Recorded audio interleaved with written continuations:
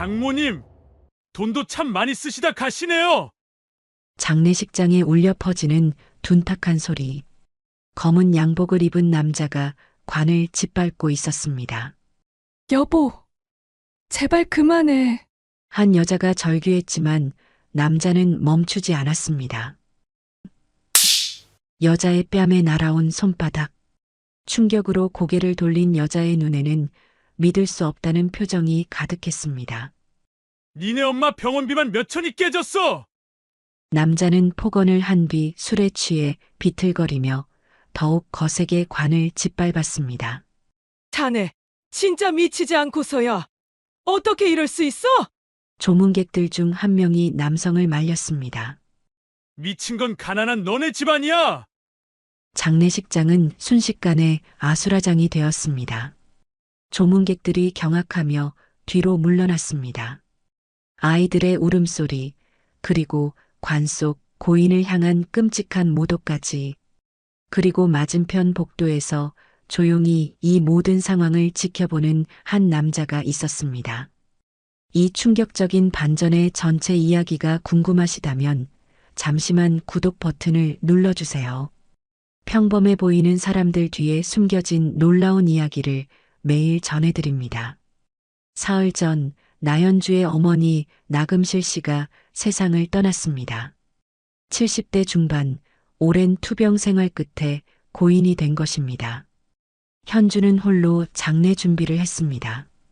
남편 장도윤은 회사 일이 바쁘다며 손 하나 까딱하지 않았습니다. 여보, 엄마 수의는 어떤 걸로 할까요? 알아서 해. 나 지금 바빠. 장례식장 음식 준비는 그런 것도 일일이 물어봐? 혼자 못해? 현주는 입술을 꾹 깨물었습니다. 결혼 15년 이런 말들에 이미 익숙해져 있었습니다. 장례식 당일 아침, 현주는 새벽 5시부터 일어나 조문객들을 맞을 준비를 했습니다. 검은 한복을 입고 부은 눈을 찬물로 달래며 혼자서 모든 것을 챙겼습니다. 오전 10시, 장례식이 시작되고 조문객들이 하나둘 찾아왔습니다. 그런데 도윤의 모습이 이상했습니다. 현주야, 저 사람 술 마셨네? 현주의 고등학교 동창이 걱정스럽게 말했습니다. 도윤은 이미 얼굴이 빨갛게 달아올라 있었습니다. 새벽부터 소주를 마신 것 같았습니다. 도윤 씨, 오늘은 장모님 장례식인데. 친척 어른이 조심스럽게 말을 걸었지만 도윤은 대답 대신 헛웃음만 흘렸습니다. 그리고 그 순간이 왔습니다. 조문을 마치고 관으로 향하던 도윤이 갑자기 발길을 멈추더니 주먹을 불끈 쥐었습니다. 이 미친, 살아서는 우리 돈만 빨아먹고. 도윤의 발이 관을 향해 날아갔습니다. 연이어 터지는 둔탁한 소리. 장례식장에 있던 모든 사람이 경악했습니다. 여보, 그만해. 현주가 달려가며 외쳤지만 도윤은 멈추지 않았습니다. 니네 엄마 병원비만 몇 천이 깨졌어. 내가 얼마나 고생했는데. 짝! 현주의 뺨에 날아온 손바닥. 현주는 비틀거리며 바닥에 주저앉았습니다. 엄마. 10살 아들 태연이 울면서 달려왔습니다. 그때 시어머니 배숙정이 나타났습니다. 우리 아들이 틀린 말했어? 죽을 사람한테 돈만 썼잖아. 이제라도 죽어서 다행이지. 조문객들은 믿을 수 없다는 표정으로 이 광경을 지켜봤습니다. 누군가는 휴대폰을 꺼내 이 상황을 촬영하기 시작했습니다. 현주는 바닥에 앉은 채로 하늘을 올려다봤습니다. 눈물이 흘러내렸지만 그 안에는 분노가 끓어오르고 있었습니다. 그때 복도 저쪽에서 한 남자가 조용히 이 모든 상황을 지켜보고 있었습니다. 검은 양복을 단정하게 차려입고 깊은 눈으로 현주를 바라보는 남자. 현주가 고개를 들어 그쪽을 보자 남자는 깊은 눈으로 그녀를 바라봤습니다. 그 시선에는 오래된 약속 같은 것이 담겨 있었습니다. 그 남자는 윤재현이었습니다. 현주의 어린 시절 소꿉친구이자 오랫동안 잊고 살았던 첫사랑이었습니다. 현주는 바닥에서 천천히 일어났습니다. 뺨은 아팠지만 마음속에는 이상한 안도감이 밀려왔습니다. 그래, 이제 정말 끝이야.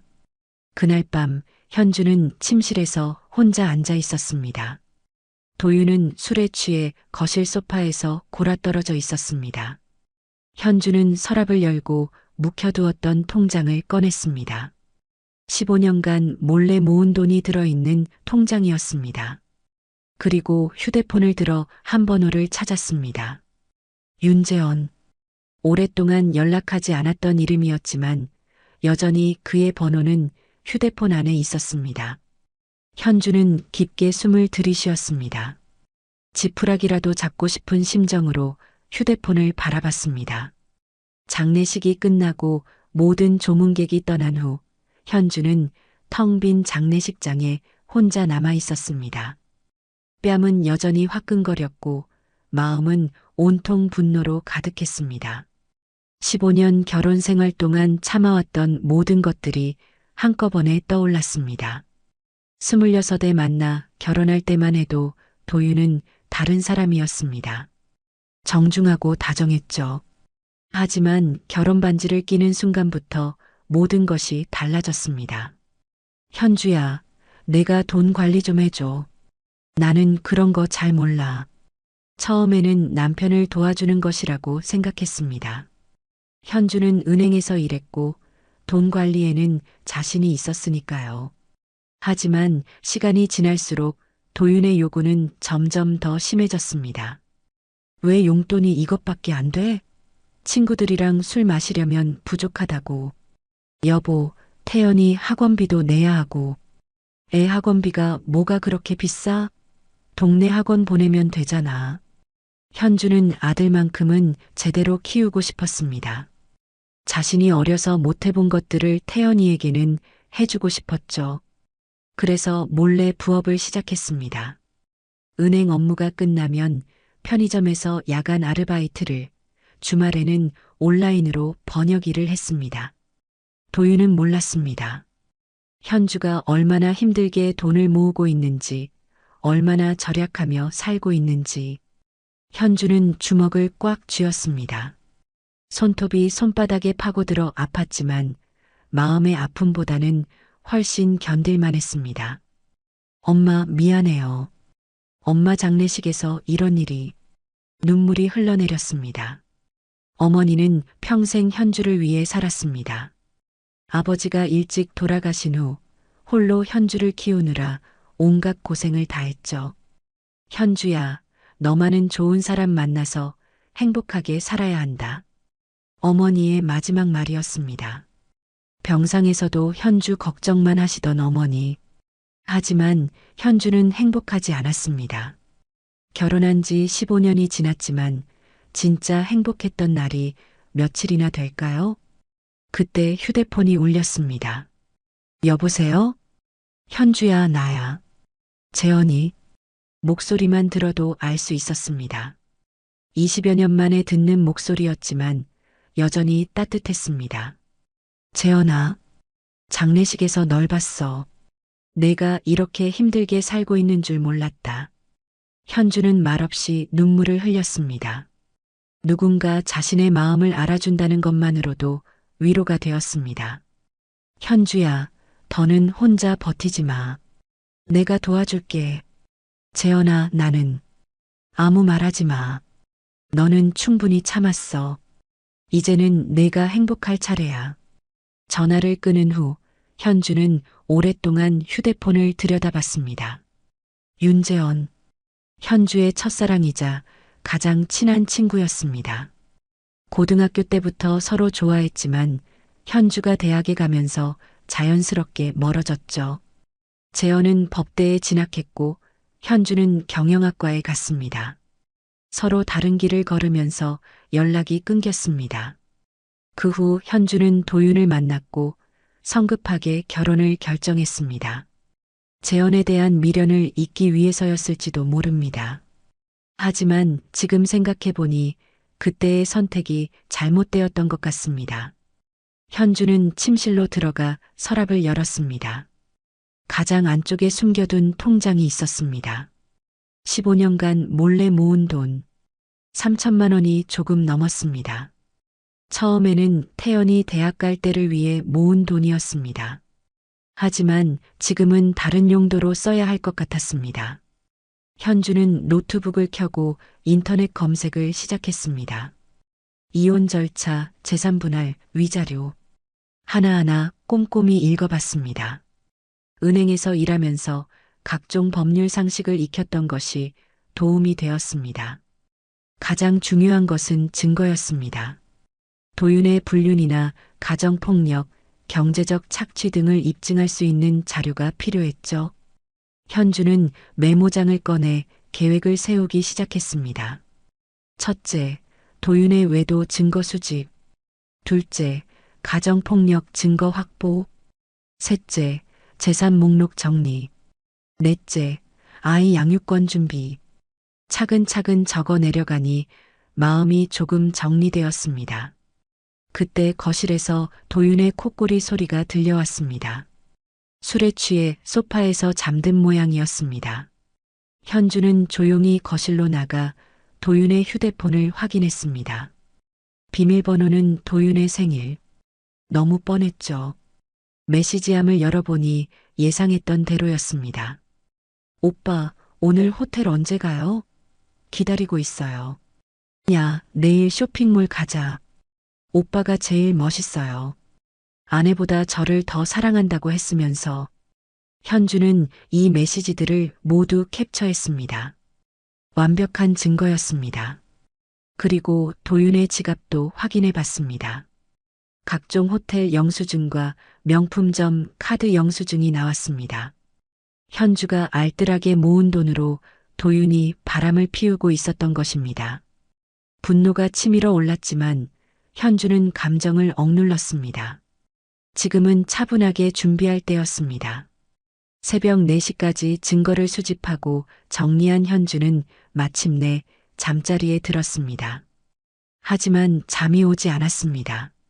마음속으로 계속 같은 말을 되뇌었습니다.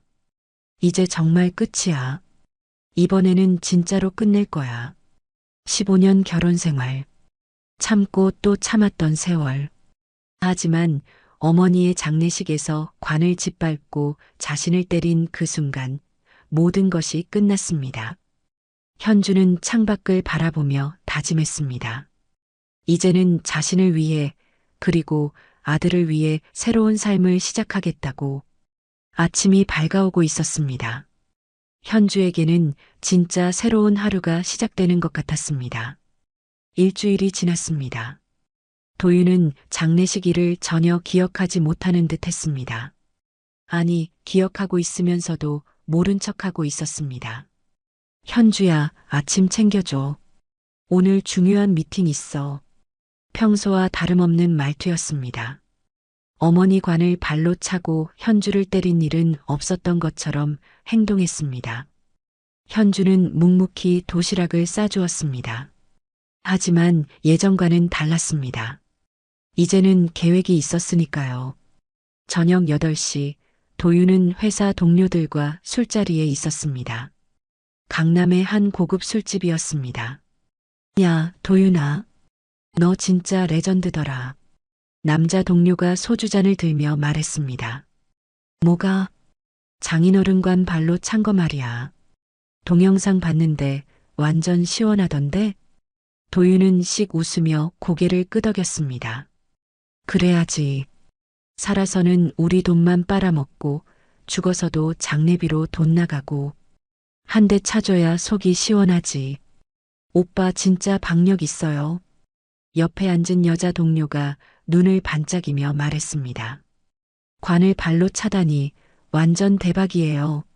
저도 시어머니한테 그러고 싶어요. 하하, 그치? 나는 원래 이런 성격이야. 할 말은 확실히 하는 거지. 도윤은 자랑스럽게 가슴을 펴며 계속 말했습니다. 아내도 한 대 갈겨줬어. 쫄지 말라고. 여자들은 확실하게 해줘야 말을 듣더라고. 우와, 오빠 완전 남자다워요. 여자들이 박수를 치며 환호했습니다. 도윤은 더욱 신이 나서 이야기를 계속했습니다. 하지만 그들은 몰랐습니다. 바로 옆 테이블에 현주가 앉아 있다는 것을. 현주는 모자를 깊게 쓰고 혼자 앉아 있었습니다. 도윤의 모든 말을 녹음하고 있었죠. 완벽한 증거네. 현주는 속으로 차가운 미소를 지었습니다. 다음 날, 현주는 본격적인 증거 수집에 나섰습니다. 도윤이 출근한 후, 현주는 집안을 샅샅이 뒤졌습니다. 서재 책상 서랍부터 시작해서 옷장, 심지어 화장실까지. 예상대로 곳곳에서 증거들이 나왔습니다. 명품점 영수증들, 현주가 평생 들어가 본 적 없는 백화점 VIP 라운지 영수증도 있었습니다. 이게 얼마야? 가방 하나에 300만 원. 현주의 한 달 월급보다 비쌌습니다. 호텔 영수증도 한 움큼 나왔습니다. 모두 평일 낮 시간이었습니다. 회사 시간에 바람을 피운 것이죠. 현주는 이 모든 것을 꼼꼼히 사진으로 찍어 정리했습니다. 그리고 도윤의 컴퓨터도 확인했습니다. 비밀번호는 역시 생일이었습니다. 브라우저 검색 기록을 보니 더욱 놀라웠습니다. 선물용 명품 반지, 호텔 스위트룸 예약, 여자친구 생일 선물 추천. 현주와 결혼한 지 15년이 지났는데도 여전히 여자친구라고 검색하고 있었습니다. 이메일함도 열어봤습니다. 내연녀와 주고받은 메일이 수십 통 있었습니다. 자기야, 어제 호텔에서 너무 좋았어. 빨리 이혼하고 나랑 결혼해줘. 오빠, 나 임신한 것 같아. 어떡하지? 임신? 야, 너 뭐 하는 거야? 조심하라고 했잖아. 미안해, 오빠. 그냥 농담이었어. 화내지 마. 현주는 이 모든 메일을 프린트했습니다. 완벽한 증거였습니다. 그때 아들 태연이 학교에서 돌아왔습니다. 엄마, 나왔어. 응, 태연아. 간식 먹어. 태연은 거실에서 태블릿으로 게임을 하기 시작했습니다. 도윤이 사준 최신형 태블릿이었죠. 그런데 갑자기 태연이 이상한 표정을 짓더니 현주를 불렀습니다. 엄마, 이거 뭐야? 태연이 태블릿 화면을 보여줬습니다. 메신저 알림이 떠 있었는데 도윤의 계정에서 온 메시지였습니다. 오빠, 오늘 밤에 만날까? 보고 싶어 죽겠어. 태연은 아직 어렸지만 이 메시지가 뭔지는 알 수 있었습니다. 엄마, 아빠가 다른 여자랑. 현주는 태연을 꼭 안아줬습니다. 태연아, 괜찮아. 엄마가 다 해결할게.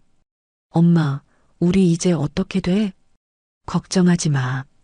우리는 더 행복해질 거야. 현주는 태연이 보여준 메시지도 캡처했습니다. 아이가 직접 발견한 증거라는 점에서 법정에서 더욱 강력할 것 같았습니다. 저녁에 도윤이 돌아왔을 때 현주는 평소와 다름없이 맞이했습니다. 여보, 오늘 회식했어? 응, 동료들이랑 간단히 마셨어. 뻔뻔한 거짓말이었습니다. 현주는 도윤이 호텔에 들렀다 온 것을 알고 있었습니다. GPS 위치 추적으로 확인했거든요. 그래, 많이 마셨나 봐. 얼굴이 빨개. 아, 좀 마셨지. 도윤은 소파에 털썩 앉으며 TV를 켰습니다. 현주야, 맥주 좀 가져와. 네. 현주는 순순히 맥주를 가져다 줬습니다. 하지만 속으로는 다른 생각을 하고 있었습니다. 이제 거의 다 모았어. 조금만 더. 그때 휴대폰이 울렸습니다. 윤재현에게서 온 문자였습니다. 현주야, 준비는 어때? 내일 만나서 이야기하자. 현주는 조용히 답장을 보냈습니다. 고마워, 재현아. 거의 다 준비됐어. 현주는 창밖을 바라봤습니다. 달이 밝게 떠 있었습니다. 15년 동안 속고 살았지만 이제는 모든 진실을 알게 되었습니다. 도윤이 얼마나 뻔뻔한 사람인지, 얼마나 현주를 우롱해 왔는지. 하지만 그것도 이제 끝입니다. 현주에게는 완벽한 계획이 있었고 든든한 조력자도 있었습니다. 곧 모든 것이 바뀔 것입니다. 도윤은 자신이 뿌린 씨앗을 거두게 될 것이고 현주는 새로운 삶을 시작하게 될 것입니다. 그날 밤 현주는 오랜만에 편안하게 잠들 수 있었습니다. 미래에 대한 두려움보다는 기대감이 더 컸습니다. 내일부터는 진짜 시작이었습니다. 한 달 후 예상치 못한 일이 벌어졌습니다.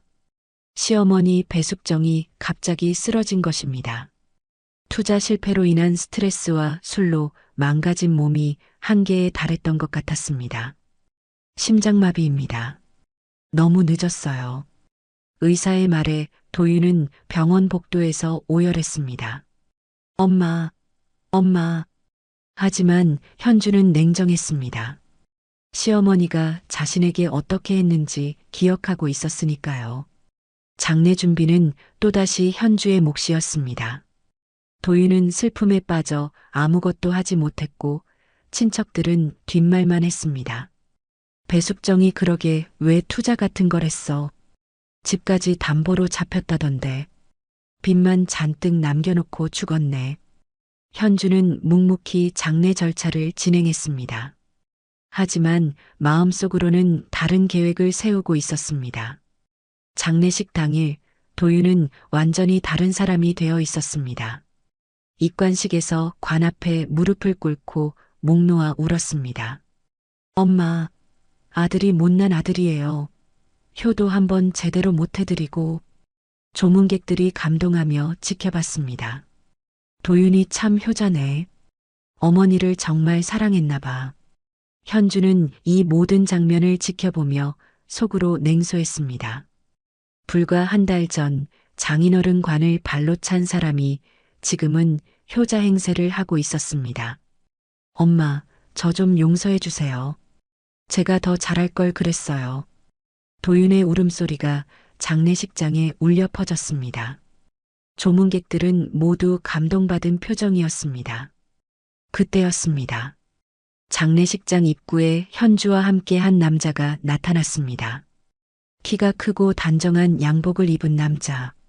바로 윤재원이었습니다.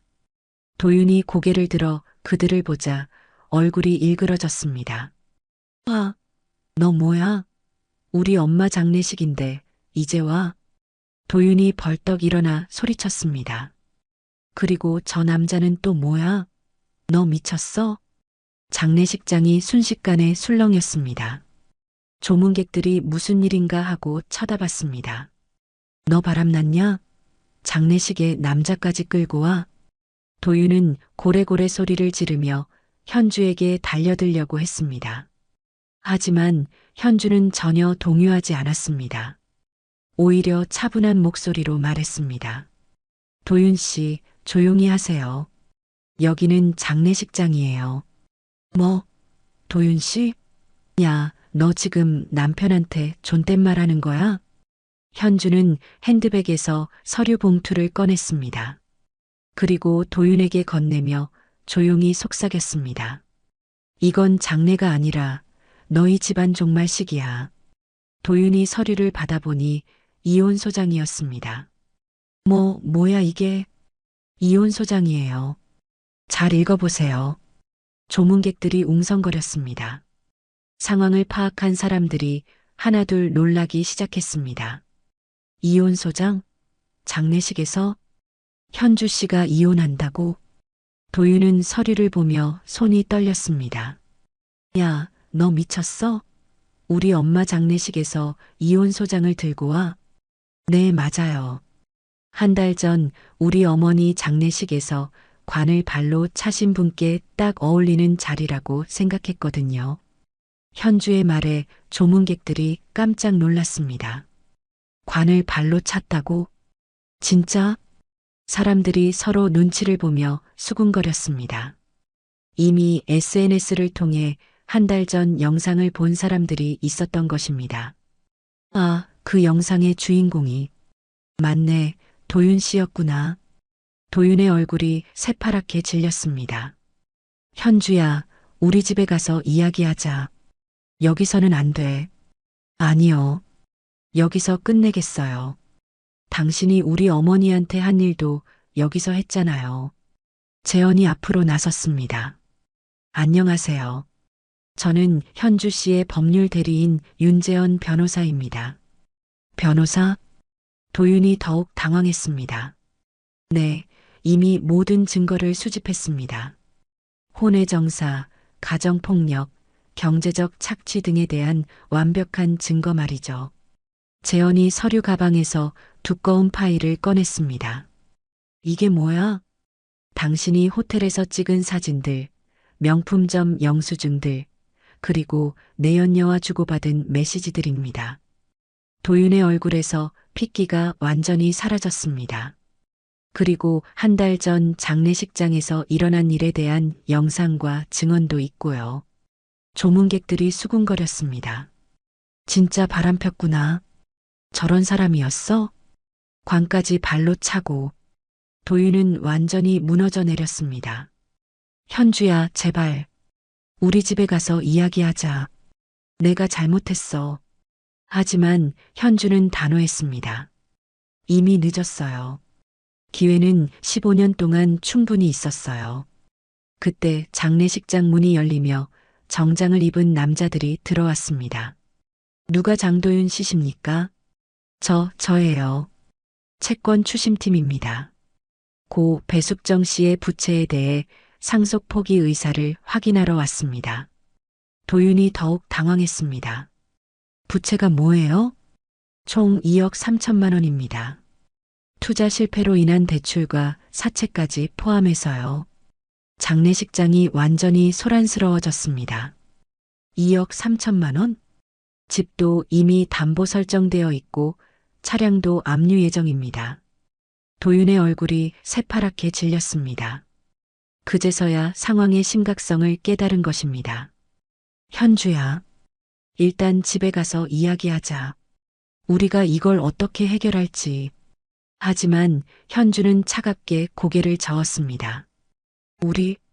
이제 우리는 없어. 내 혼자 해결해. 상속 포기는 내가 알아서 해. 나는 이미 이혼 절차를 시작했거든. 그 순간 도윤은 모든 것을 잃었다는 것을 깨달았습니다. 아내도 집도 모든 재산도. 현주는 재현과 함께 장례식장을 나섰습니다. 뒤에서 도윤의 절규가 들려왔지만 돌아보지 않았습니다. 현주야, 제발 다시 생각해봐. 하지만 현주의 마음은 이미 돌이킬 수 없을 만큼 단단해져 있었습니다. 장례식장을 나서며 현주는 깊게 숨을 들이켰습니다. 오랜만에 맑은 공기를 마시는 기분이었습니다. 진짜 자유가 시작되는 순간이었습니다. 장례식이 끝난 지 사흘 후 도윤의 집에는 빨간 딱지가 붙기 시작했습니다. 압류. 대문에, 자동차에, 심지어 집 안가전 제품에까지 빨간 스티커가 덕지덕지 붙어 있었습니다. 이런 젠장. 도윤은 압류 스티커를 떼려고 했지만 더 많은 사람들이 와서 붙이기만 했습니다. 장도윤 씨 맞으시죠? 저희는 제2차 채권자입니다. 제2차는 뭐예요? 어머님이 은행 대출 말고도 사채를 쓰셨거든요. 총 5천만 원입니다. 뭐? 하루가 멀다 하고 새로운 채권자들이 찾아왔습니다. 시어머니가 숨겨놓은 빚들이 하나씩 드러나고 있었습니다. 고금리 대출 6천만 원, 지인 차용증 3천만 원, 신용카드 연체금 2천만 원. 도윤은 머리를 감췄습니다. 총 빚이 3억 원을 넘어가고 있었습니다. 현주야, 제발 도와줘. 내가 은행에서 일하잖아. 뭔가 방법이 있을 거 아냐? 도윤은 현주가 이사 나간 새 아파트까지 찾아왔습니다. 현주가 문을 열자 도윤이 무릎을 꿇었습니다. 현주야, 내가 잘못했어. 정말 잘못했다고. 제발 한 번만 도와줘. 도윤의 손이 현주의 손목을 붙잡았습니다. 태연이 아빠잖아, 나. 태연이 위해서라도 제발. 하지만 현주는 차가운 눈으로 내려다봤습니다. 태연이 위해서라면 여기서 멈춰야 하는 건 너야. 현주야, 우리 15년을 함께 살았잖아. 그게 아무것도 아니야? 맞아, 아무것도 아니었어. 적어도 너에게는. 현주는 도윤의 손을 뿌리쳤습니다. 내가 다른 여자랑 호텔 갈 때, 명품 사줄 때, 우리 어머니관 발로 찰 때, 그때는 15년이 생각났어? 도윤이 할 말을 잃었습니다. 현주야, 그건. 이제 그만해. 법원에서 보자. 현주가 문을 닫으려 하자 도윤이 발로 막았습니다. 아, 너 이러면 안 되는 거 알지? 나 없으면 넌 아무것도 못해. 순간 도윤의 본 모습이 드러났습니다. 내가 뭘 안다고? 은행에서 일한다고 해서 뭐 대단한 줄 아냐? 너 따위가. 하지만 현주는 미소를 지었습니다. 처음으로 보이는 여유로운 웃음이었습니다. 그래, 나 따위가 뭘 아냐? 하지만 내 통장 잔고는 알고 있어. 뭐? 마이너스 800만 원. 신용카드 연체료까지 합하면 1200만 원. 맞지? 도윤의 얼굴이 하얗게 질렸습니다. 어떻게? 은행에서 15년 일했는데 남편 신용조회 못할 줄 알았어? 현주는 문을 확실히 닫았습니다. 도윤은 복도에서 한참을 서 있다가 터벅터벅 돌아갔습니다. 일주일 후 도윤의 집은 완전히 텅 비어 있었습니다. 모든 가재도구 압류 완료했습니다. 집행관들이 마지막 짐까지 가져갔습니다. 냉장고, 세탁기, TV, 심지어 침대까지. 도윤은 빈 거실 바닥에 앉아 있었습니다. 이럴 수가. 휴대폰도 요금 연체로 정지되었습니다. 카드도 모두 정지. 은행 계좌도 압류. 정말로 아무것도 남지 않았습니다. 그때 문이 열리며 내연녀 김미정이 들어왔습니다. 오빠, 여기 완전 쑥대밭이네. 미정아. 도윤이 간절한 눈으로 그녀를 바라봤습니다. 미정아, 나 진짜 힘들어. 좀 도와줄 수 있어? 하지만 미정의 대답은 차가웠습니다. 오빠, 미안한데 나도 내 인생 있어. 이렇게 된 사람이랑은 못 만나겠어. 미정아, 그동안 내가 너한테 얼마나 잘해줬는데. 그때는 그때고 지금은 지금이잖아. 오빠 지금 무일푼이잖아. 미정은 냉정하게 말하며 돌아서려 했습니다. 미정아, 제발. 도윤이 그녀의 다리를 붙잡았습니다.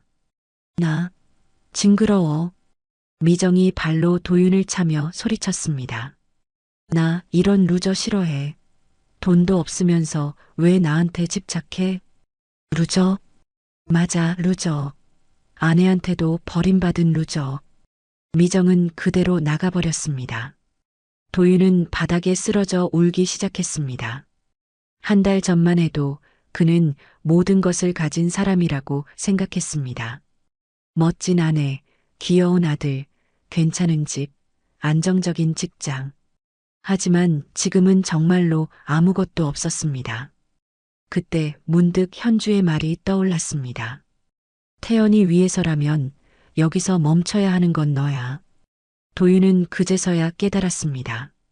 자신이 얼마나 많은 것을 잃었는지, 얼마나 소중한 것들을 내팽개쳤는지. 하지만 이미 늦었습니다. 모든 것이 끝나버렸습니다.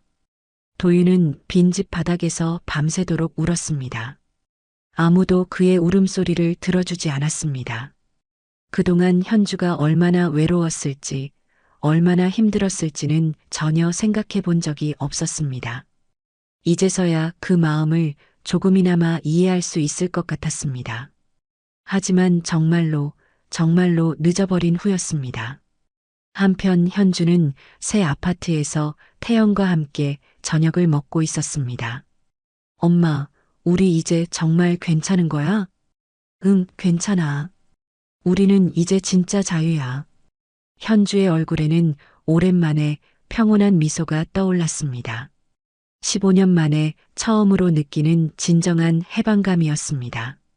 도윤이 집을 잃고 고시원에서 지낸 지 일주일이 지났을 때 회사에서 연락이 왔습니다. 장도윤 차장님, 내일 아침 인사팀으로 오시기 바랍니다. 도윤은 불안한 마음으로 회사에 출근했습니다. 평소보다 일찍 와서 책상을 정리하고 옷매무새를 다시 한번 확인했습니다. 혹시 승진 이야기인가? 작은 희망을 품어봤습니다. 이런 힘든 상황에서 좋은 소식이라도 있어야 할 텐데. 오전 9시 인사팀 문기철 부장이 도윤을 불러들였습니다. 앉으세요. 문 부장의 표정이 심각했습니다. 책상 위에는 두꺼운 파일이 놓여 있었습니다. 장 차장님, 이게 뭔지 아세요? 파일을 열자 도윤의 얼굴이 창백해졌습니다. 한 달 전 장례식장에서 일어난 일의 사진과 동영상이 가득했습니다. 이건 SNS에 올라온 영상입니다. 조회수가 50만 건을 넘었더군요. 도윤은 아무 말도 할 수 없었습니다. 우리 회사는 품위 유지 의무를 매우 중시합니다. 특히 관리직에게는 더욱 엄격하죠. 문 부장이 차갑게 말했습니다. 장인어른 관을 발로 차고 부인을 때리는 영상이 인터넷에 퍼진 직원을 회사에서 계속 둘 수는 없습니다. 부장님, 그날은 제가 너무 힘들어서 변명은 듣지 않겠습니다. 이미 임원진 회의에서 결정된 사항입니다. 문 부장이 또 다른 서류를 꺼냈습니다. 오늘부로 해고 처분입니다. 해고요? 도윤이 벌떡 일어났습니다. 부장님, 제발이요. 저 지금 집도 없는 상황이에요. 회사라도 잃으면 정말. 그건 개인적인 사정이고 회사는 회사 입장에서 판단했습니다. 그럼 사직으로 해주세요. 해고는 너무 안 됩니다. 이미 징계위원회에서 해고로 결정했어요. 도윤은 무릎이 꺾이는 느낌이었습니다. 점심시간 도윤은 회사 식당에서 마지막 식사를 했습니다. 동료들의 시선이 따가웠습니다. 저기 도윤이 앉아있네. 영상 봤어? 진짜 충격이더라. 아내도 때리고 관도 발로 차고. 저런 사람이었나? 몰랐네. 한 달 전만 해도 오빠 멋있다고 했던 여자 동료들도 이제는 고개를 돌렸습니다. 우리 그런 말 한 적 없어요. 진짜 역겨워요.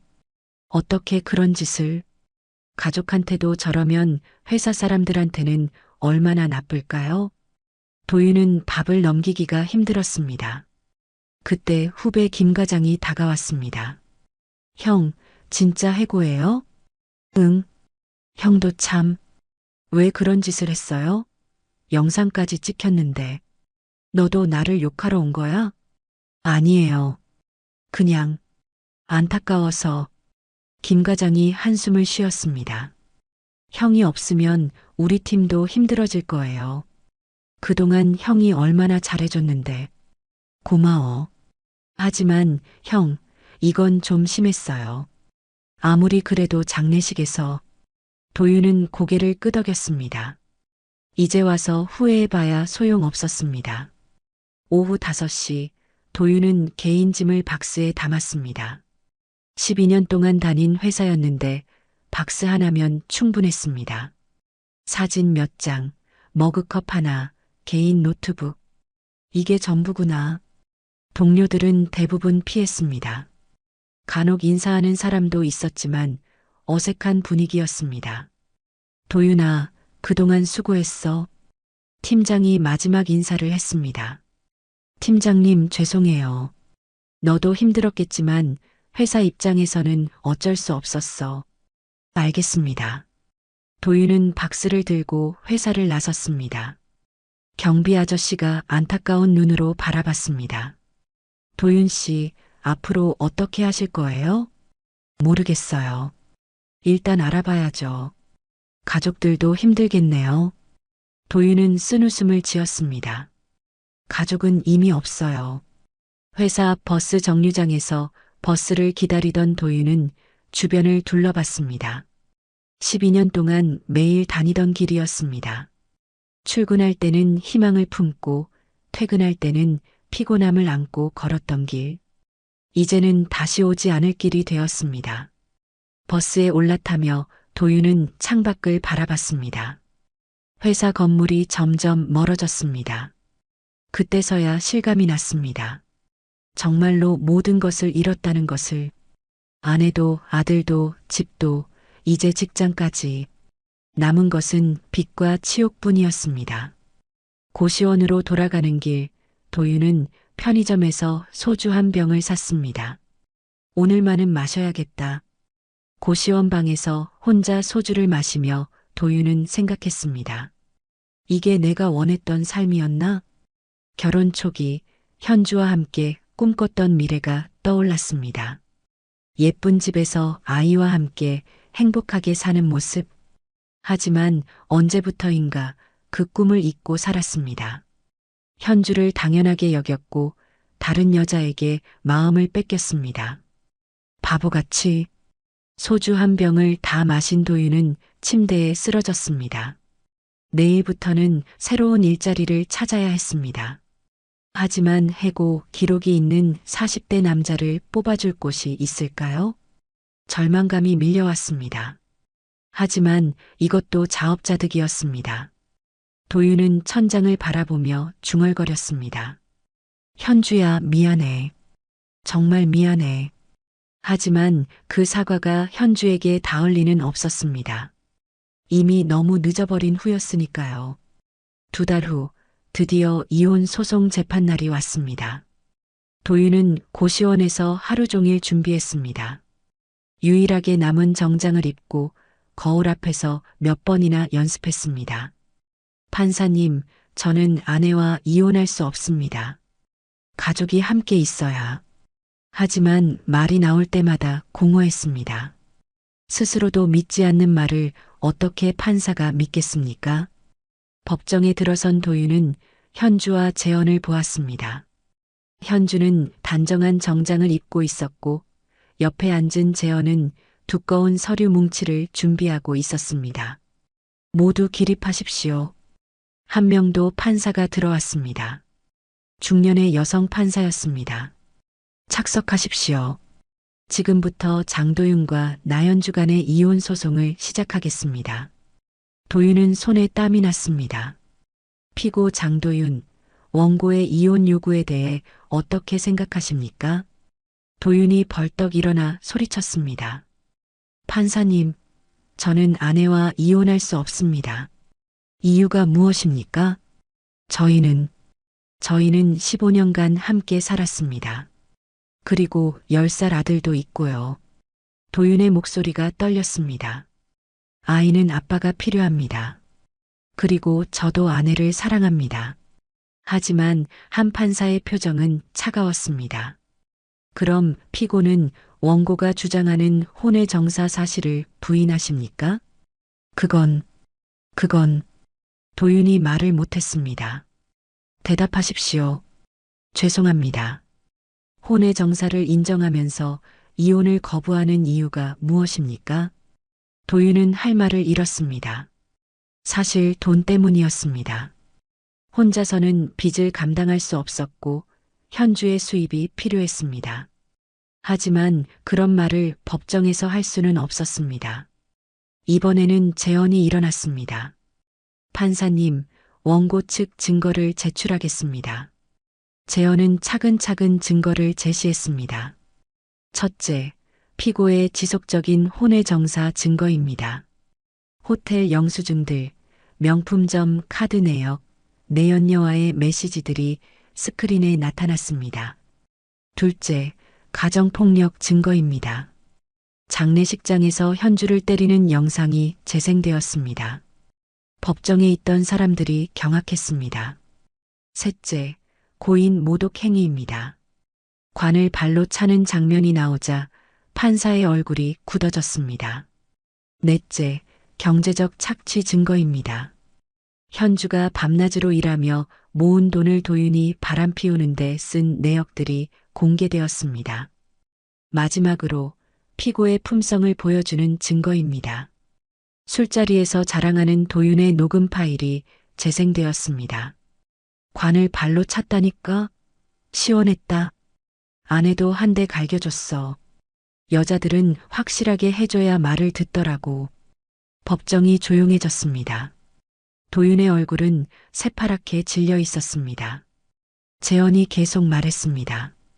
판사님, 원고는 누구보다 헌신적으로 살았습니다.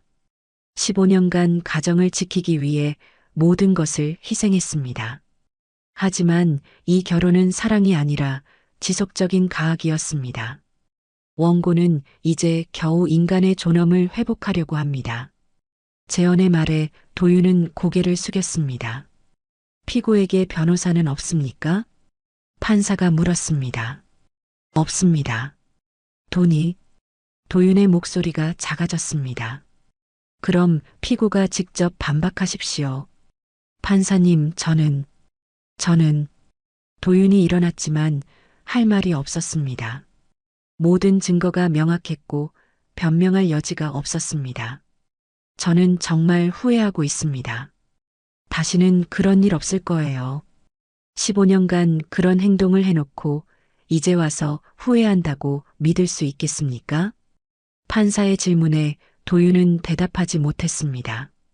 판사는 잠시 서류를 검토한 후 판결을 내렸습니다. 피고는 최소한의 도의도 저버렸습니다. 배우자에 대한 존중은커녕 기본적인 인간 대접도 하지 않았습니다. 특히 고인에 대한 모독 행위는 용서받을 수 없습니다. 도윤의 얼굴이 절망으로 가득해졌습니다. 따라서 원고의 이혼 청구를 받아들입니다. 위자료는 8천만 원, 재산 분할은 7대 3으로 원고에게 유리하게 추가 손해배상금 2천만 원을 피고가 지급하라고 판결합니다.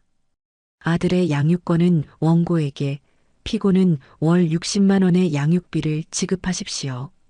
도윤이 무너져 내렸습니다. 판사님, 제발. 이상으로 판결을 마치겠습니다. 판사가 자리를 떠나자 법정이 소란스러워졌습니다. 도윤은 의자에 주저앉아 머리를 감쌌습니다. 위자료와 손해배상을 합쳐 1억 원. 현재 상황에서는 절대 불가능한 금액이었습니다.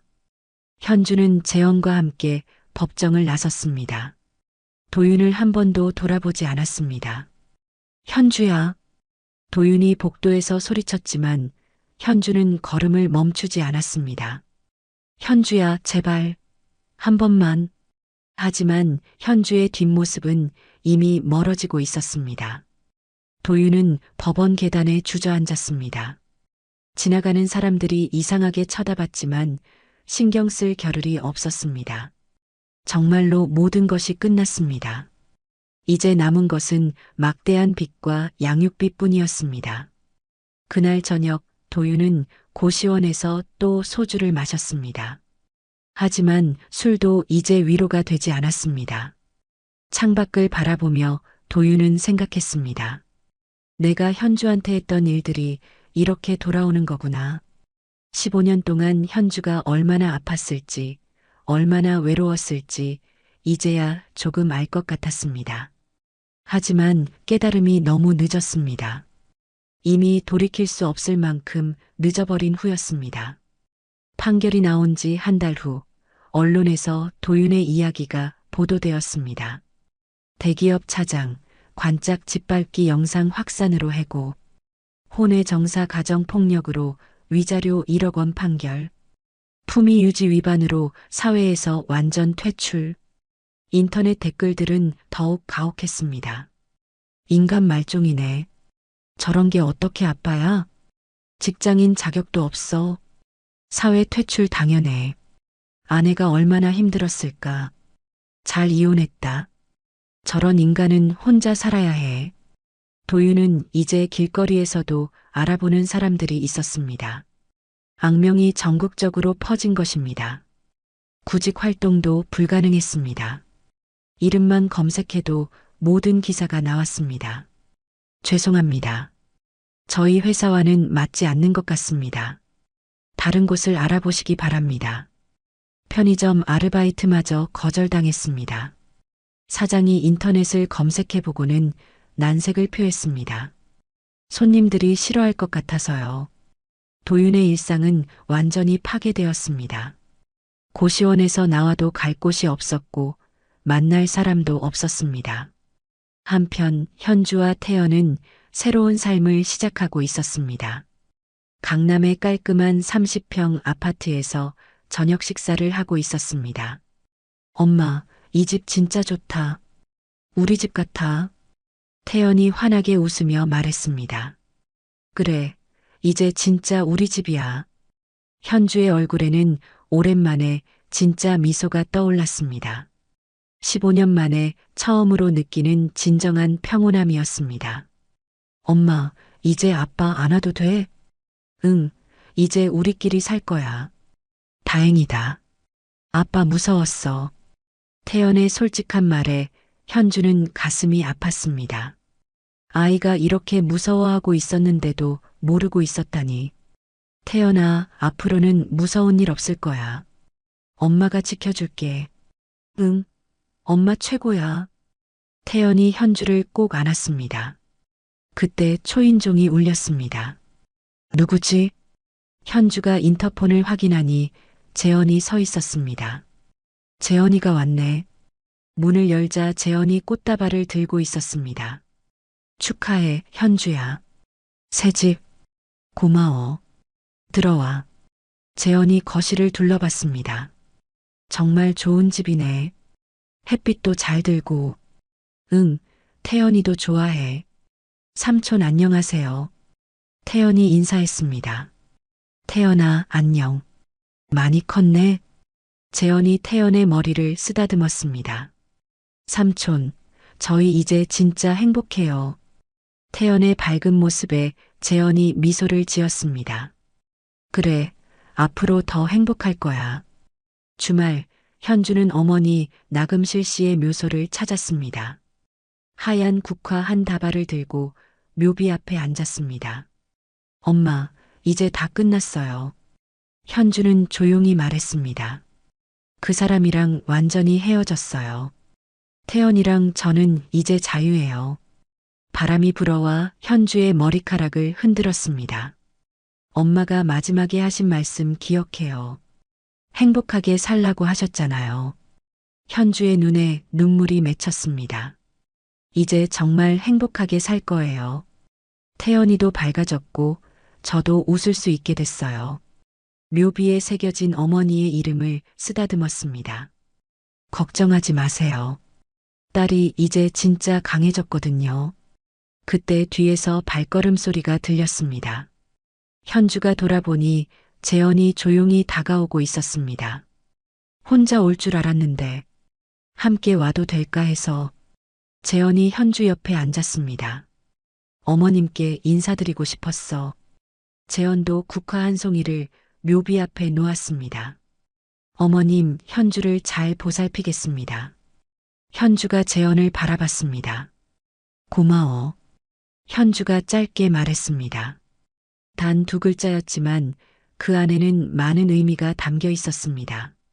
15년간의 고통에서 구해준 고마움, 새로운 시작을 도와준 고마움, 그리고 앞으로 함께할 약속에 대한 고마움. 재현은 현주의 손을 조용히 잡았습니다. 천만에. 나도 고마워.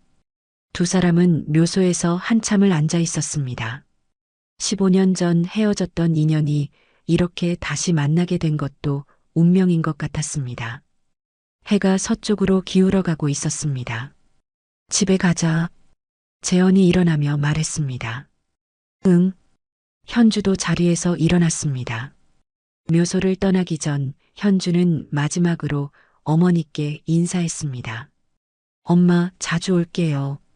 태연이도 데리고 와서 안부 여쭐게요. 바람이 다시 불어왔습니다. 마치 어머니가 대답하는 것 같았습니다. 현주와 재현은 손을 잡고 묘소를 내려왔습니다. 하늘을 올려다보니 구름 사이로 따스한 햇살이 쏟아지고 있었습니다. 현주는 그 햇빛을 받으며 깊게 숨을 들이켰습니다. 정말로 새로운 시작이었습니다.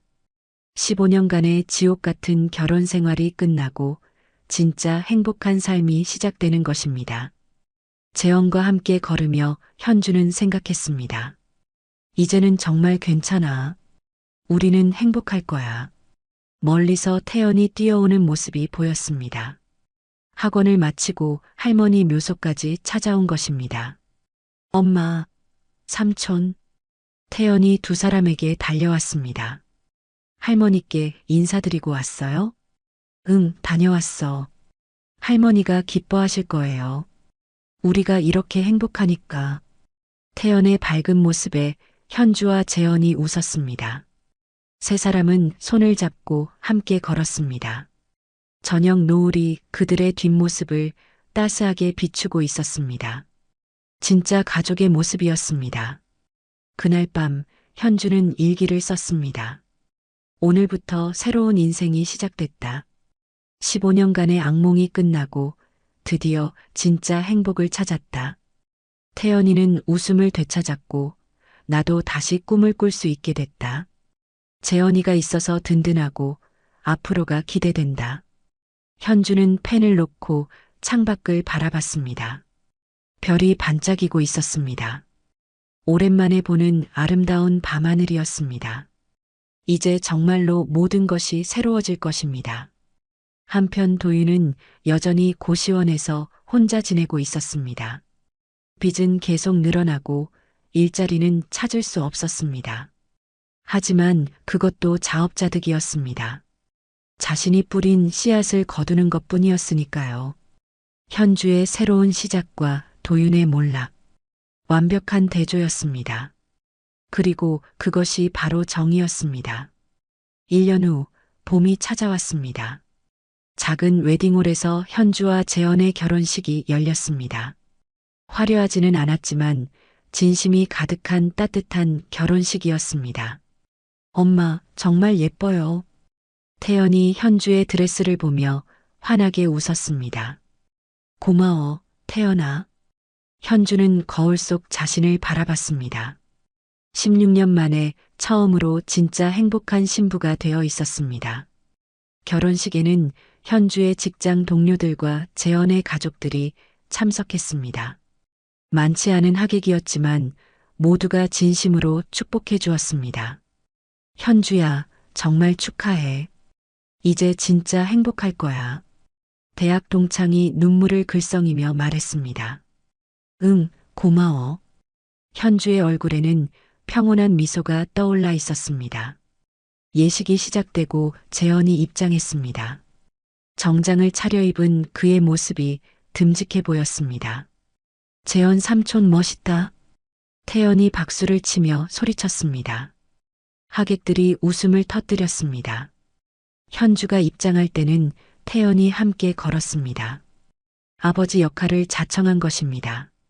엄마, 제가 에스코트 해드릴게요. 11살 태연의 진지한 모습에 모든 하객이 감동했습니다. 평생 행복하게 살겠습니다. 현주와 재현이 서로를 바라보며 맹세했습니다. 진심이 담긴 약속이었습니다. 같은 시간 서울 어느 골목에서는 도윤이 오토바이를 타고 배달을 하고 있었습니다. 3층 오피스텔 아무호, 짜장면 1그릇이요. 도윤의 목소리는 예전보다 많이 쉬어 있었습니다. 1년 전 모든 것을 잃은 후 도윤은 간신히 배달 일자리를 구했습니다. 하루 12시간씩 일해도 빚을 갚기에는 턱없이 부족했습니다. 사장님, 오늘도 수고하세요. 식당 직원이 인사했지만 도윤은 별다른 대답 없이 다음 배달을 받아들었습니다. 예전의 거만함은 온데간데 없었습니다. 생계를 위해 고개를 숙이고 살아야 하는 현실을 받아들인 것입니다. 저녁이 되어 배달을 마친 도윤은 원룸으로 돌아왔습니다. 고시원에서 조금 나은 곳으로 이사했지만 여전히 초라한 공간이었습니다. 컵라면으로 저녁을 때우며 도윤은 휴대폰을 확인했습니다. 그때 SNS에서 충격적인 소식을 발견했습니다. 현주와 재현의 결혼 소식이었습니다. 누군가 올린 결혼식 사진에서 현주가 환하게 웃고 있었습니다. 뭐야? 이게 도윤의 손이 떨렸습니다. 사진 속 현주는 그가 본 적 없을 만큼 행복해 보였습니다. 15년 결혼 생활 동안 한 번도 보지 못했던 진짜 미소였습니다. 태연도 정장을 입고 환하게 웃고 있었습니다. 진짜 가족이 된 것 같은 모습이었습니다. 현주야. 도윤은 휴대폰을 바닥에 떨어뜨렸습니다. 갑자기 가슴이 메어지는 느낌이었습니다. 이제야 정말로 모든 것이 끝났다는 걸 깨달았습니다. 현주는 이미 새로운 삶을 시작했고 태연도 새 아빠와 행복하게 지내고 있었습니다. 자신만 홀로 남겨진 것입니다. 내가 다 잃었구나. 도윤은 무릎을 꿇고 주저앉았습니다. 뒤늦은 후회가 밀려왔습니다.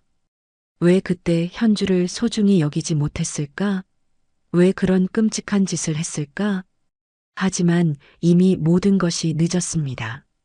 휴대폰을 보니 양육비 납부 알림이 와 있었습니다. 월 60만 원.